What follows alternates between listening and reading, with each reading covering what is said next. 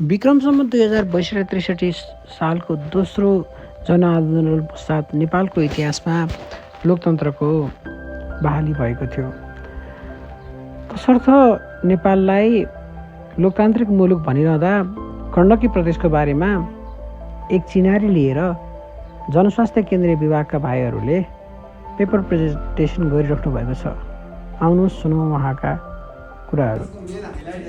नाम गण्डकी प्रदेश, राजधानी पोखरा। यसमा चाहिँ हाम्रो 11वटा जिल्ला छ अनि यसको एरियाको कुरा गरौँ 21,733 वर्ग किलोमिटर छ यसको एरिया। अनि गण्डकी प्रदेश चाहिँ मेनली के को लागि फेमस छ भने टुरिज्म, नेपालको टुरिज्म हब भनेर गण्डकी प्रदेशलाई चिनिन्छ। अनि यहाँ हाम्रो प्रदेशको मेजर माउन्टेनहरूको कुरा गरौँ माउन्ट पराशु, माउन्ट माछापुच्छ्रे र माउन्ट धौलागिरी पनि यही प्रदेशमा पर्छ। तालहरूको कुरा गर्दा देवाताल, बेगराजताल पनि यही गण्डकी प्रदेशमा पर्छ।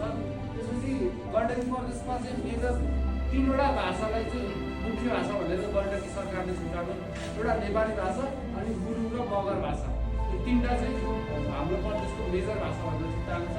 त्यसपछि हाम्रोमा मेजर टेम्पलहरू चाहिँ ढुकीनाथ टेम्पल अनि बिन्दावासी टेम्पल र मनोकामना टेम्पल पनि यही प्रदेशमा पर्छ। अनि यो गैँडा चाहिँ मेन चितवनको हो होइन, तर गण्डकी प्रदेशको नवलपुर जिल्लामा पनि गैँडा प्रशस्तै पाइन्छ है। त्यसपछि अब मेन के फ्याक्ट हाम्रो प्रदेशको भनेको टुरिज्म क्यापिटल अफ नेपाल। अनि अब हाम्रो इकोनोमिक सर्वेले देखाएको डाटा यो चाहिँ हाम्रो 7वटा प्रदेशमध्ये सबैभन्दा धेरै ह्युमन डेभलपमेन्ट इन्डेक्स भन्नु क्यापिटल पनि प्रोभिन्स पनि गण्डकी प्रोभिन्सै हो। अनि सबैभन्दा पोभर्टी 5% भन्दा बिलो भएको पनि